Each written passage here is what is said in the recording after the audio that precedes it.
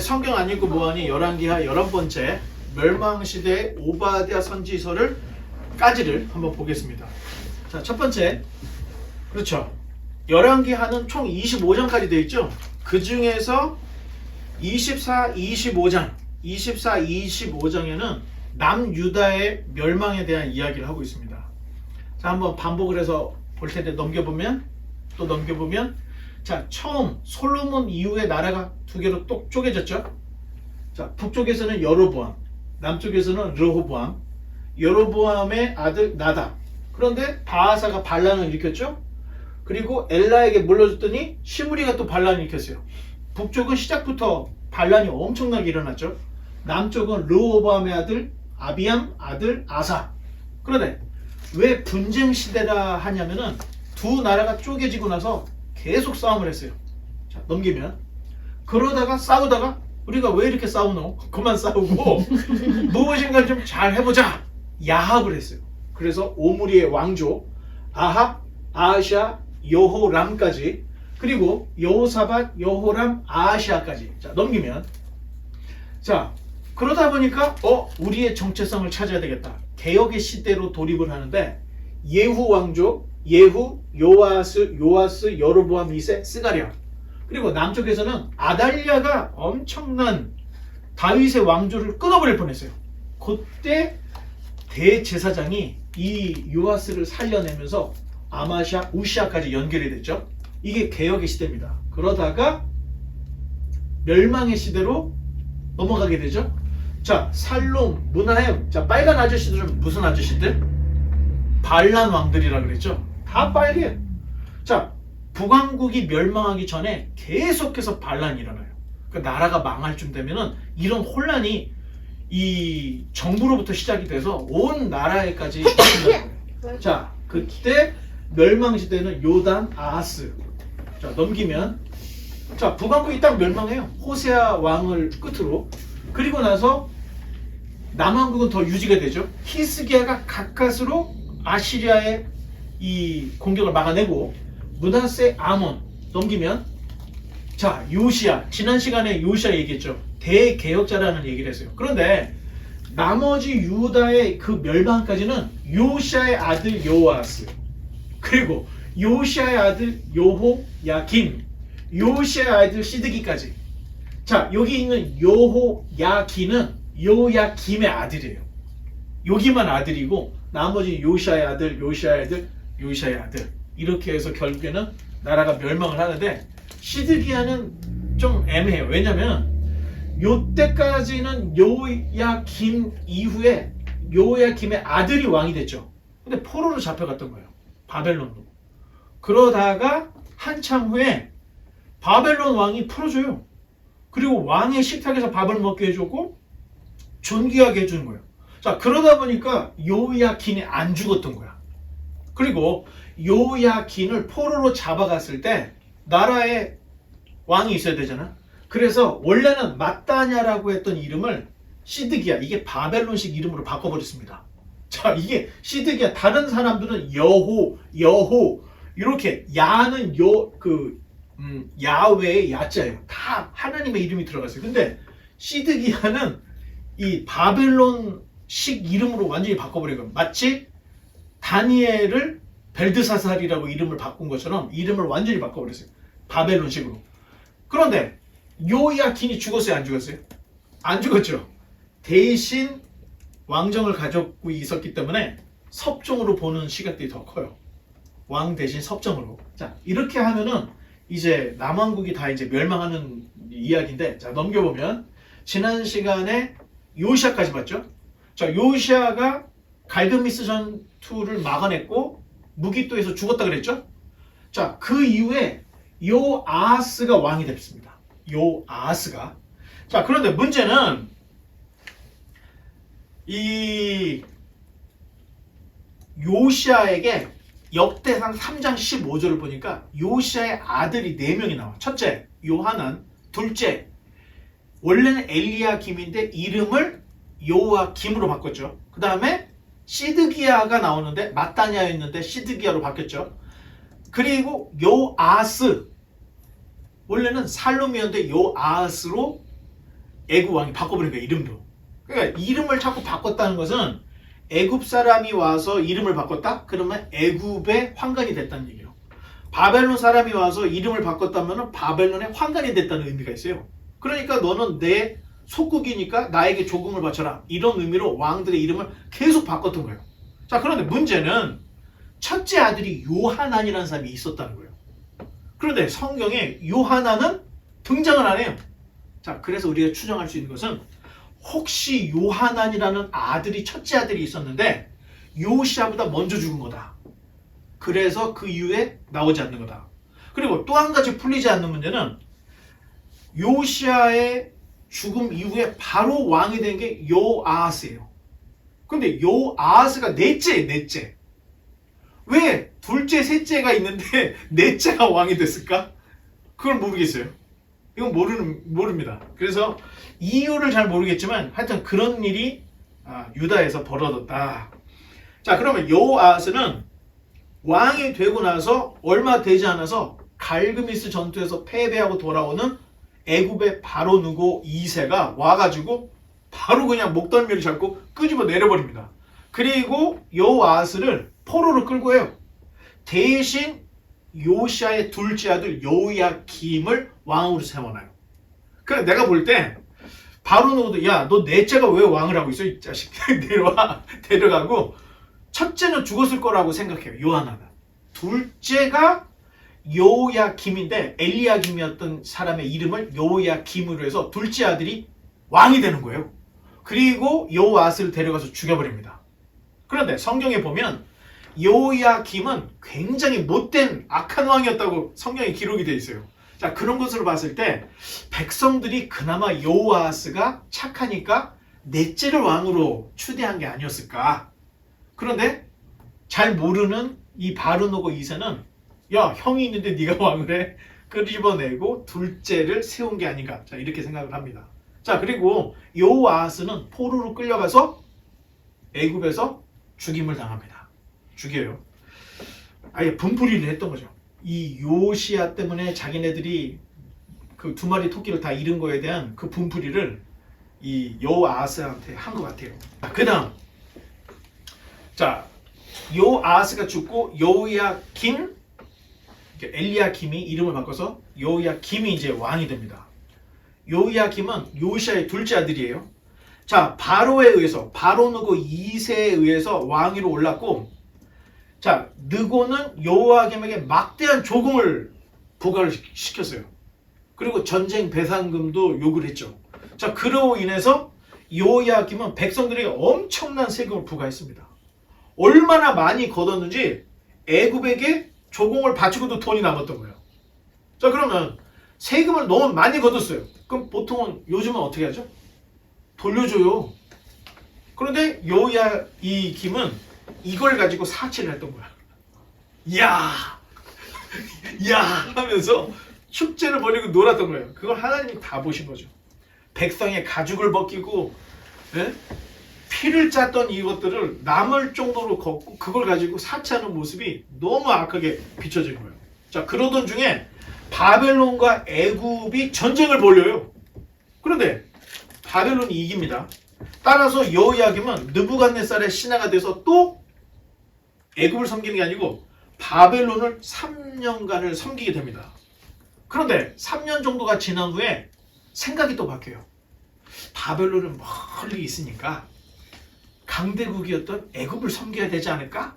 자, 그때 느부갓네살이 유다 근방에 파견 보냈던 갈대아 부대, 아람, 모압, 암몬의 바벨론 부대들을 급발해요. 그래서 요야김을 쳐버립니다. 그래서 일부의 백성을 포로로 끌려갔는데 그 포로로 끌려간 사람 중에 다니엘과 세 친구가 이때 포로로 잡혀가는 거예요. 이때.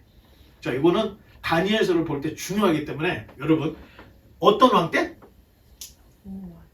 예, 여호야김 왕 때 다니엘과 세 친구가 잡혀갔다. 자, 이렇게 생각을 해야 돼요. 바벨론과 애굽 사이에서 갈팡질팡하던 여호야김은 또다시 애굽 편에 들었고 바벨론 편에 서 있던 예레미야 책을 찍기까지 했어요. 자, 바벨론이 오냐 안 오냐 그랬더니 옵니다. 그랬더니 화가 나가지고 야 예레미야 책 다 가지고 와. 다 찢어가지고 불태워버렸어요. 그런 일까지 했고 선지자 우리아를 그냥 죽여버렸어요. 이게 예레미야 26장에 기록이 되어 있습니다. 자, 여호야김의 최후는 예레미야 36장처럼 죽어서 시체가 나귀처럼 그냥 고기 취급을 받은 거예요.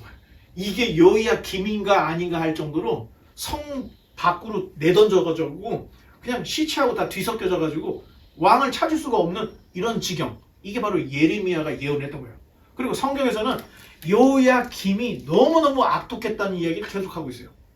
자, 여호야김이 죽고 그의 아들 여호야긴이 왕위에 등극을 합니다. 그 다음, 자, 여호야긴은 여호야김의 아들로 8살에 또 즉위를 해요.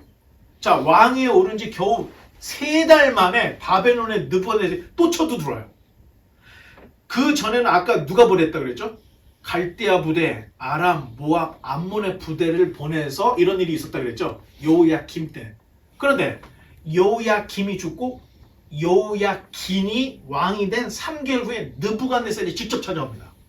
자, 그래서 바벨론의 2차 침공이 시작이 되는 거예요. 또다시 백성의 일부가 포로로 잡혀갔는데 이때 에스겔 선지자가 포로로 잡혀간 게 아닌가. 자, 거의 이렇게 입이 모아지고 있습니다. 자, 에스겔, 예레미야는 여호야긴이 바벨론으로 잡혀가리라고 예언했고 포로로 잡혀간 여호야긴은 포로로 잡혀가서 얼마 지나지 않아서 정말 환대를 받는 거예요. 환대를. 바벨론 왕이 감옥에서 풀어주고 자유의 몸 평생 먹고 사는데 지장이 없게 왕의 음식을 함께 먹게 자 이렇게 대우를 해줍니다. 자, 바벨론은 인재 정책을 폈기 때문에 저항하지 않고 항복하면 어떻게 돼요? 바벨론의 관직까지도 가질 수가 있었던 거예요. 자, 아시리아는 혼혈 정책 그냥 그 민족의 정기를 다 흐트러 버렸다 그랬죠? 이게 좀 미개했던 거예요. 자, 그랬는데 바벨론은 조금 더 발전했어요. 이 포로국의 똑똑한 사람들은 받아들이기만 하면 인재로까지 썼던 거예요. 자, 대표적으로 다니엘과 세 친구는 왕궁에서 활약을 했죠. 에스겔은 백성들 가운데에서 활약을 했던 선지자예요. 자, 각각 왕궁에서도 사역을 하고 백성들과도 사역을 할 수 있는 자, 이런 형국이었다는 거예요. 그래서 바벨론 때 모든 선지자들이 바벨론이 오면 항복하고 끌려가라고 다 그렇게 얘기했던 겁니다. 자, 그 다음 보면 이제 마지막 시드기야. 느부갓네살은 여호야긴을 잡아갔다 그랬죠. 잡아가면서 왕이 없잖아. 요시아의 셋째 아들 마따냐의 이름을 시드기야로 이름을 바꿔서 섭종으로 딱 세워놔요. 자, 시드기야의 이름도 마따냐에서 바벨론식 이름으로 시드기야로 개명이 된 거죠. 자, 왕위가 여호야김에서 아들 여호야긴으로 산 상태에서 이 시드기야가 왕이 됐기 때문에 왕이라고 하기보다는 섭종으로 봐야 한다. 자, 이런 이야기가 있고, 자, 시드기야도 애국과 바벨론 사이에서 고민을 해요. 마지막 열왕기하 25장쯤을 보면 시드기야가 고민을 해요. 다시 애국 편을 들어야 되나 바벨론 편을 들어야 되나 막 갈팡질팡 하는데 예레미야는 계속해서 바벨론에게 항복하라는 메시지를 줘요. 근데 백성들은 힘을 모아서 나라를 지켜야지, 응? 매국노처럼 나라에 항복하라고 하니까 말이 되냐? 예레미야는 엄청 두들겨 맞았습니다. 그래서 눈물의 선지자예요. 하도 두들겨 맞아가지고. 예레미야가 사실 연인이 있었던 것 같아요. 결혼하고 싶어 했던 거예요. 근데 하나님이 결혼하지 말라 그랬어요. 왜? 예루살렘에 닥칠 환란을 보면 너 지금 결혼할 때가 아니라는 거예요. 그래서 예레미야는 결혼도 못해. 그래서 울었죠. 백성들이 매국노라고 두들겨 팼죠. 그래서 울었죠. 아니, 심지어는 동굴 같은 우물, 마른 우물에다가 집어넣고 굶어 죽이려고까지 했던 거예요. 그런 위기를 너무 많이 당했던 거예요. 왜? 하나님의 말씀을 백성이 받아들일 수 없었기 때문에. 싸워야지. 왜 나라를 팔아먹는 매국노처럼 손을 들고 항복하라고 하느냐? 자, 이게 정말로 어려운 일이었던 겁니다. 자, 결국에는 시드기야 제위 9년에 느부갓네살이 또 와요. 그래가지고 예루살렘을 둘러엎습니다. 그리고 결국에는 성전이 다 무너지고 나머지 사람들이 다 끌려가요. 이때 예레미야도 끌려가요. 근데 끌려가다가 이 바벨론의 장군들이 얘기를 해주는 거야. 너는 네가 원하면 바벨론 가서 살 수도 있고 네가 원하면 풀어줄게. 네가 살고 싶은 데 가서 살아. 그랬더니 예레미야가 예루살렘으로 돌아갑니다. 그리고 4차 침공이 있었어요. 이거 이제 다음 시간에 예레미야 때 이제 이야기를 하겠습니다. 자, 예레미야 선지자 전에 오바댜 선지자를 살펴보는 이유는 오바댜는 에돔의 멸망에 대한 이야기를 하거든요. 그런데 이거를 예레미야도 예언을 했고 에스겔도 예언을 했고 더군다나 이사야도 얘기를 했던 거예요. 그러니까 이 지금 에돔이라는 나라가 멸망할 것이라는 것을 4명의 선지자가 똑같이 예언을 합니다. 그래서 지금 오바댜서를 봐야 연기를 하기 좋을 것 같아서 우리가 이제 사실은 지난 시간에 하박국과 오바댜를 다 끝을 내고 오늘 예레미야를 가려고 했는데 여러분들이 좀 힘들 것 같아서 거기까지 끊었습니다. 자, 그러면 이제 오바댜서를 보겠습니다. 자, 오바댜, 이거 1년 내내 오바댜라는 사람의 그 선지자의 이름은 우리가 쓸 일이 없어요. 들을 일도 없고 이렇게나 해야 성경을 한번 둘러볼 때나 지금 볼 수 있는데 죄송하죠. 오바댜 선지자한테 죄송해요. 자, 오바댜라고 하는 이름은 여호와의 종이다 이런 뜻을 가지고 있습니다. 자, 오바댜서의 시작은 설명이 없어요. 그냥 오바댜의 묵시다 이렇게 시작을 해요. 그러니까 언제 기록을 하고 어떤 배경에 기록했는지 오바댜서나 오바댜에 대한 정보가 매우 제한적입니다. 단 내용을 봤을 때 학자들마다 앞에다가 놓는 사람이 있고 저처럼 중간에 놓는 사람이 있고 끝부분에 놓는 사람이 있는데 저는 지금 열왕기 하의 흐름으로 봤을 때 오바댜서를 지금 해야 적기다 생각을 해서 지금 하는 겁니다. 자, 이 그림이 뭔지 아세요 혹시? 영화의 한 장면입니다. 인디아나 존스라고 하는 영화인데 3편의 최후의 성전의 무대가 됐던 곳이에요. 여기가. 자, 이곳을 페트라라고 부릅니다.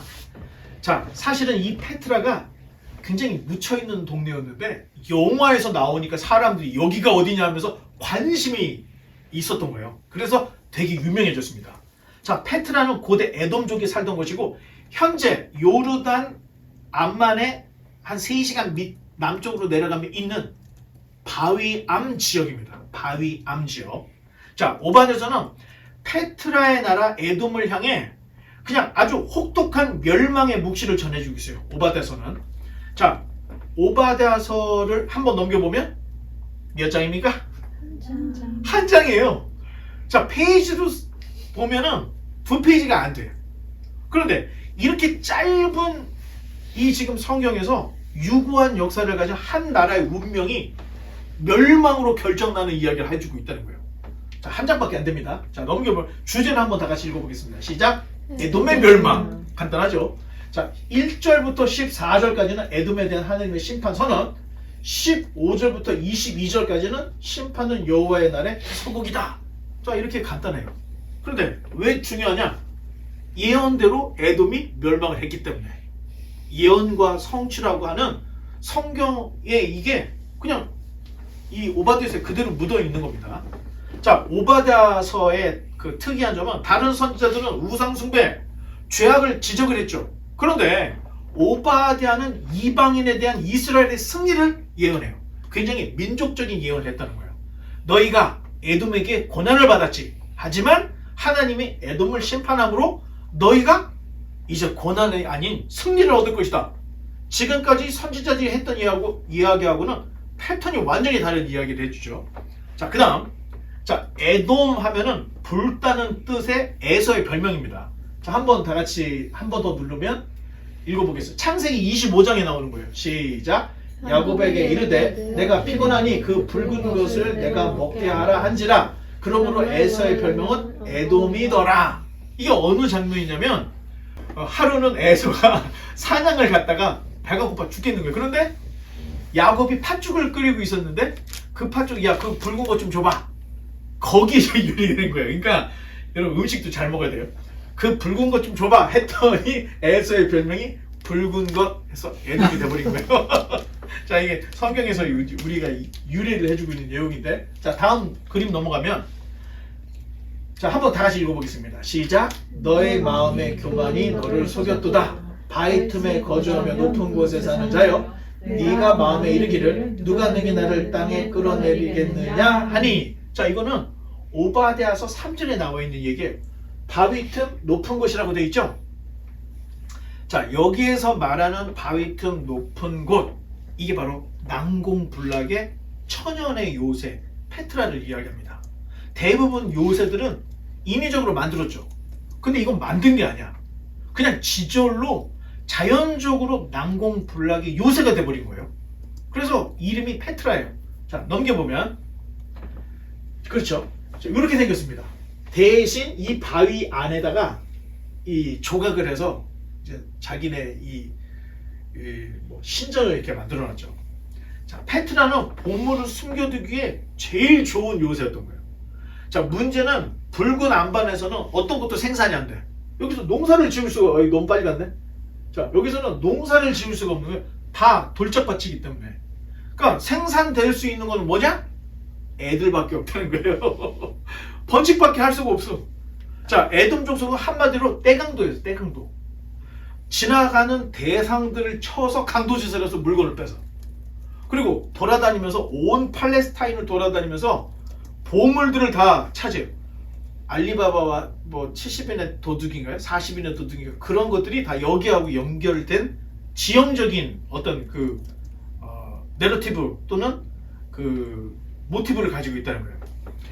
자, 그렇게 강도짓을 해서 빼앗고 훔치고 약탈했고 갈취한 물건들을 이 바위 틈에 있는 자기네 성에다 숨겨놓는 거예요. 그러면 난공불락이라고 그랬죠. 웬만한 사람도 쳐들어올 수가 없는 거야. 그러니까 우르르 나가서 강도짓해서 물건 갖다가 여기다 쌓아놓고 할 수 있는 것은 훔쳐온 거 갖고 먹고 축제 벌리고 애들만 난 거예요. 애들만. 자, 그런 곳이 에돔족이었다. 자, 넘겨보면, 자, 에돔에 촉발된 그 멸망이 된 이유는 첫 번째, 자, 이집트에서 탈출한 히브리인들이 이 가나안으로 가는 길목에 에돔 땅을 지나갔어야 됐어요. 그런데 곧 지나갈 때 에돔 사람들이 문을 열고 허락을 해줬습니까? 반대했습니까? 반대했던 거예요. 사실 에돔족은 이스라엘하고 형제지간이었던 거야. 에서의 후예들이니까. 야곱과 에서의, 이스라엘 백성은 야곱의 후예, 에돔족은 에서의 후예들이었는데 좀 지나가고 우물도 마시지 않겠다고 했는데 그걸 못 가게 했던 거예요. 그래서 뺑 돌아갈 수밖에 없었어요. 그래서 하나님께 이제 미움을 사게 된 거죠. 두 번째, 자, 아까 시드기야 때 예루살렘이 멸망했다 그랬죠. 멸망했을 때 에돔 사람들이 아하 드디어 멸망했구나 조롱을 했어요. 그걸 하나님이 다 기억하게 된 거예요.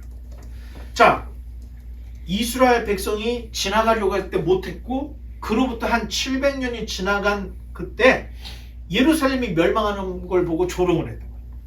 그리고 하는 짓이 매일 도적질만 했던 거예요. 결국에는 하나님의 심판의 신탁이 내려졌는데, 첫째, 이사야 34장에 기록되어 있고요.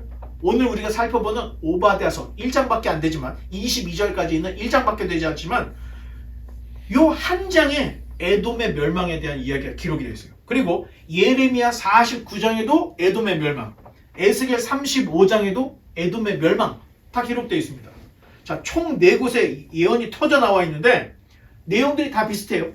자, 시기적으로 봤을 때는 이사야와 오바댜가 제일 먼저 예언을 했던 걸로 볼 수가 있고, 후반에 예레미야와 에스겔이 또 예언을 했던 걸로 이렇게 볼 수 있습니다. 자, 넘겨보면, 자, 이게 뭐 같아요? 성경에는 역청이라고 되어 있어요. 원유. 중동 지방에 원유가 이렇게 솟아나와서 부글부글 하고 있는 이런 모습이에요. 자, 하나님의 징계가 얼마나 무서운지 완전히 초토화될 에돔에 불 붙는 역청이 될 것이라는 얘기를 하고 있어요. 원유에 불을 붙였어. 그럼 어떻게 될까요? 이게 다 탈 때까지 나오는데 지금도 땅에서는 계속 원유가 나오잖아. 영원히 탄다는 뜻이 담겨져 있는 거예요. 이렇게 멸망할 것이다. 자, 이 역청이 원유, 그 다음에 오늘날의 아스팔트의 원료가 되는 거예요. 자, 노아를 비롯해서 고대인들 되게 지혜로웠어요. 얘가 물과 섞이지 않는다는 알고 배를 만들 때 방수제로 이걸 썼던 거야. 이걸 퍼다가 발랐던 거야. 그래야 물이 안 들어오니까. 성을 지을 때 지단을 세우잖아요. 밑에 그 지단에 물이 스며들지 못하게 거기다가 이 역청을 갖다가 다 바르는 거예요. 아스팔트로. 그래, 이렇게 써먹었던 걸 볼 수가 있습니다. 자, 이거는 이제 성경을 볼 때 도움이 될 것 같아서 이야기를 드렸던 거고요. 자, 에돔의 궁궐에는 가시나무와 엉겅기, 새로운 풀들이 자라나서 페리컨, 성경에 나와 있는 건 당아라고 되어 있는데 당아가 페리컨, 고슴도치, 성경에 시랑이라고 되어 있거든요. 시랑이 제카를 의미합니다. 들깨, 타조, 염소, 올빼미들이 짝짓기 하는 곳이 될 것이다, 이런 얘기를 해요. 완전히 폐허가 돼서 날짐승들이 짝짓기 하는 음침한 곳이 되겠다. 아예 흔적도 없이 사라질 거다 하는 예언이 네 선지자들을 통해서 그대로 되어 있습니다. 자, 에서가 왜 망하느냐? 이유는 딱 한 가지입니다. 도덕적인 타락 때문에 그랬다는 거예요. 자, 돌아다니면서 도적질을 700년 동안 해갖고 온 거예요. 도적질을. 그리고 그 물건을 다 여기다 쌓아놓고 있었던 거예요. 그리고 이 물건만 도적질하는 게 여자들도 도적질해서 다 노예로 삼고 아주 못된 짓을 다 했던 거예요. 하나님이 보다 결국에는 심판을 예언을 했던 겁니다. 자, 그 다음, 자, 페트라. 아까 이야기했던 여기를 페트라라고 하는데 이게 페트라라고 하는 말이 헬라어입니다. 그럼 히브리어는 뭐냐? 셀라. 셀라 들어봤어요?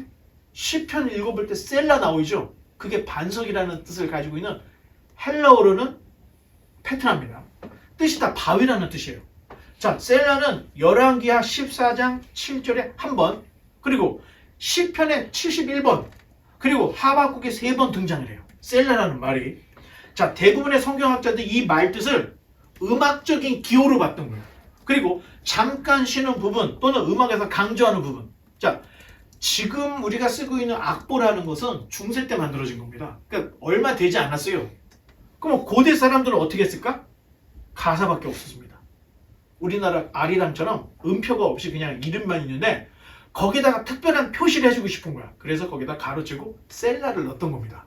그 뜻을 음악적인 강조 또는 음악적인 기호, 잠깐 쉬는 부분, 자, 요렇게들로 썼다고 추정을 해요. 자, 예를 들어서 하나 더 버튼을 눌러보면 한번 읽어보겠습니다. 시작. 구원은 여호와께 있사오니 주의 복을 주의 백성에게 내리소서 하고 여기에 셀라가 있는 거야.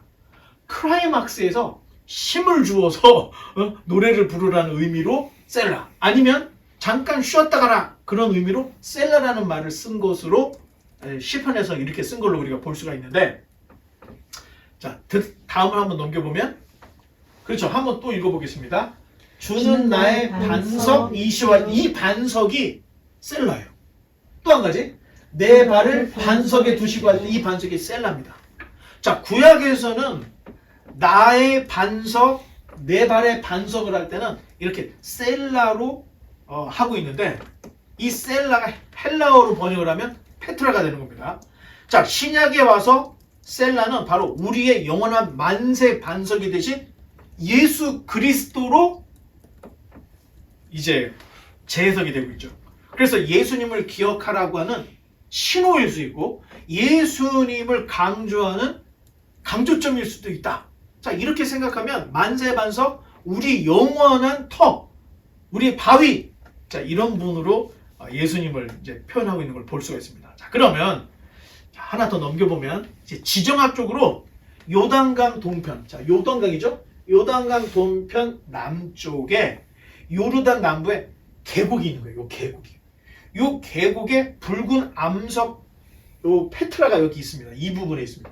딱 보면은 여기 예루살렘이죠? 여기가 사해, 요단강 더 여기 홍해, 요 사이 오른쪽 요쪽에 페트라라고 하는 곳이 있는 거예요. 자, 그러면 페트라는 본래 에서가 호리족을 쳐서 그곳을 차지했던 곳인데 언제 쳤냐? 야곱이 형 에서를 피해서 밧단 아람으로 도망갔죠. 도망가고 얼마 되지 않아서 에서가 호리족을 쳐부수고 자기가 그 땅을 차지했던 거예요. 자, 에서는 그때 성경에서는 세일산이라고 나와 있는데 그 세일산이 바로 페트라를 의미하는 겁니다. 자, 에서의 후예들이 주전 13세기, 그러니까 주전이니까 예수님 오기 1300년 정도 되는 거예요. 그때 나라를 세웠던 거예요. 자, 민수기 20장에서는 출애굽한 백성이 통과할 때 못 통과하게 했던 이야기가 민수기 20장에 기록이 되어 있고, 에돔 왕에게 간청했는데 에돔이 이제 허락하지 않았죠. 그러다가 다윗이 왕이 되고 나서 이 지역을 점령했어요. 그런데 다윗과 솔로몬 위에 지나고 나서 아마샤 때 여기가 반란이 일어나는 거야. 그래서 이 반란을 징벌해요. 해요. 자, 한 버튼 눌러볼까요? 자, 어디나 열왕기 한 14장에 나오는데 한번 읽어보겠습니다. 시작. 아마샤가 소금 골짜기에서 에돔 사람 10,000명을 죽이고 또 전쟁을 하여 셀라를 취하고 이름을 욕되이를 하였더니 오늘까지 그러하니라. 이 지형이 갑자기 탁 나온 게 아니에요. 성경 곳곳에 계속 역사적으로 어떤 지역이었고 어떤 일이 있었는지를 계속 말해주고 있다는 거예요. 자, 그러다가 한 번 더 버튼을 누르면 없어지겠죠? 자, 주전 4세기에 나바티안이면 요르단에 살고 있는 원주민들 얘기예요. 나바티아인들이 여기를 유입을 된 거야. 여기에. 그래서 수도 시설도 만들고 건축물들을 통해서 화려한 문명을 꽃피웠던 거예요. 그러다가 주후 예수님이 오고 난 이후 주 1세기에 로마가 여기를 점령합니다. 그 이후로 역사에서 완전히 사라졌죠. 자, 그러다가 19세기에 이 지역이 발굴이 됐던 거예요. 인디아나 존스 3편 마지막 성전에 촬영지가 되면서 굉장히 유명한 관광지가 되어버렸습니다. 자, 그런데 이 지역과 관련해서 헤롯과 연관이 있어요. 헤롯. 자, 말라기와 마태복음 사이 한 400년의 중간기가 있어요. 자, 그때 알렉산더의 헬라가 무너지고 4개로 쪼개져요. 그 중에 이 이스라엘 북쪽의 시리아를 가지고 있었던 요 지금 나라가 이 유대 땅을 굉장히 괴롭혔는데, 요한 힐카누스라고 하는 힐카누스가 에돔 사람을 쳐서 강제로 할례를 시키는 일이 있어요. 자, 북쪽에 있는 시리아, 남쪽에 있는 톨레미가 이 유대 땅에서 매일 전쟁을 했던 거예요. 그러니까 전쟁을 하는 중에 반란이 일어났는데, 하시딤이라고 하는 그 유대인들이 그 반란을 하고 바리새인들, 사두개인들이 다 그때 탄생을 해요. 그런데 그때 요한 힐카누스가 유대의 부흥을 일으키면서 에돔 사람을 쳤던 거예요. 그때 다시. 그런데 쳐서 강제로 남자들을 할례를 시켜버렸던 거예요. 너는 유대인이야 하면서 유대교인이 돼야 돼. 강제로 할례를 받아가지고 유대인이 돼버린 거예요. 그때 이두메 출신이었던 헤롯 가문도 유대교화가 돼버린 거예요. 자, 헤롯이 에돔 사람이에요. 에서의 후예요. 그런데 요때 강제로 할례를 당하면서 강제 유대교인이 돼버린 거예요. 자, 그러다 보니까 자, 이 페트라인 에돔 사람들이 무슨 짓을 했다 그랬죠? 강도 짓을 했다 그러잖아. 도둑질을 하다가 보물들을 엄청나게 많이 쌓아놓고 있었던 거야. 그런데 이 헤롯이 이 수많은 이 선조들에게 물려받은 이 재산을 로마에게 써버렸던 거야. 로마에게 아부를 했던 거야. 그랬더니 로마에서 예수님이 태어나기 그 전에 헤롯에게 분봉왕을 준 거예요. 왕직을 준 거예요. 그래서 헤롯은 에돔 사람입니다. 유대인이 아니에요. 그런데 강제로 할례를 당해서 유대 교인이 된 거야. 그럴 때 로마로부터 이 권력을 사서 예수님이 태어날 때 유대인의 왕이 헤롯이었던 거예요. 이런 역사를 가지고 있다는 겁니다. 그래서 페트라를 지금 말씀을 드린 이유가 예수님 시대 헤롯이 왜 에돔 사람으로서 왕이 됐는가, 이런 것들을 설명해 주기 위해서 이제 이런 부분을 좀 다뤄야 돼요. 자, 그러면 이제 여행을 떠나보겠습니다. 자, 요르단의 남부 페트라에 가면, 자, 정문이 있어요. 여기 페트라라고 써있죠? 자, 요금을 딱 내요. 그러면 정문을 딱 통과하면 버튼 하나를 딱 누르면, 자, 길이 생겨요. 자, 이 길을 따라서 쭉 길을 가다 보면, 그 다음, 자, 넓은 길에 이제 바위 골목이 나오는 거야. 이 바위 골목을 계속 가다 보면, 하나 더 버튼 누르면, 와, 한 사람이 이렇게 갈 수가 없는 거예요. 옆으로 해서 지나갈 수밖에 없는 아주 좁은 골목이 나옵니다. 자, 이 좁은 한 사람 겨우 갈 수 있는 이 좁은 교 딱 통과하면 그 다음에 엄청난 바위로 만든 성이 딱 나와요. 이게 바로 세계 7대 불가의 사의 중에 하나였던 페트라 성입니다. 여러분들이 이제 나중에 성지 순례를 가거나 이렇게 되면은 요 페트라를 가다 보면 탁 나오면은 요 페트라를 볼 수가 있습니다. 자, 계곡을 통과하면 자, 바위를 파서 만든 자, 이런 페트라를 딱 만나게 됩니다. 자, 이제 결론을 내겠습니다. 심판이 왜 임하느냐? 첫째, 하나님을 경외하지 않기 때문에. 두 번째, 도덕적으로 타락했기 때문에 심판이 온다는 거예요. 하나님이 괜히 에돔을 심판하는 게 아니라는 겁니다. 하나님은 인자하시기 때문에 참아요. 그리고 기회를 줘요. 회개할수록 해줘요. 그래도 안 했다. 회개는 안 했다. 그러면 하나님이 그냥 심판 내리지 않고 선지자들에게 내가 에돔을 심판할 것이다. 심판하실 것이다. 결국에는 회개하지 않던 에돔이 멸망을 합니다. 여기는 관광지밖에 없어요. 아무도 살 수가 없습니다. 현재. 자, 하나님을 경외하지 않는 것, 도덕적으로 타락한 것. 자, 하나님을 사랑하고 이웃을 사랑하지 않기 때문에 벌어지는 일들이라는 거예요. 자, 예수님은 하나님을 사랑하고 이웃을 사랑하는 것, 그것이 온 율법과 선지자들의 가르침이라고 요약을 해줬는데 결국 세상에 심판이 임하는 이유는 하나님을 사랑하고 이웃을 사랑하라고 했던 하나님의 말씀을 듣지 않고 보지 않고 가까이 하지 않기 때문에 세상은 결국에는 타락해서 심판을 받게 된다. 이 이야기를 하고 있다는 겁니다. 하나님의 말씀에서 이것을 깨닫고 멸망으로 가지 않고 말씀으로 인해서 거룩이 무엇인지를 알고 말씀을 통해서 은혜가 필요하다는 것을 정확하게 알아서 좌로나 우로나 치우치지 않고 믿음의 길로만 갈 수 있는 저와 여러분 되시기를 주님의 이름으로 간절히 축원합니다. 기도하겠습니다.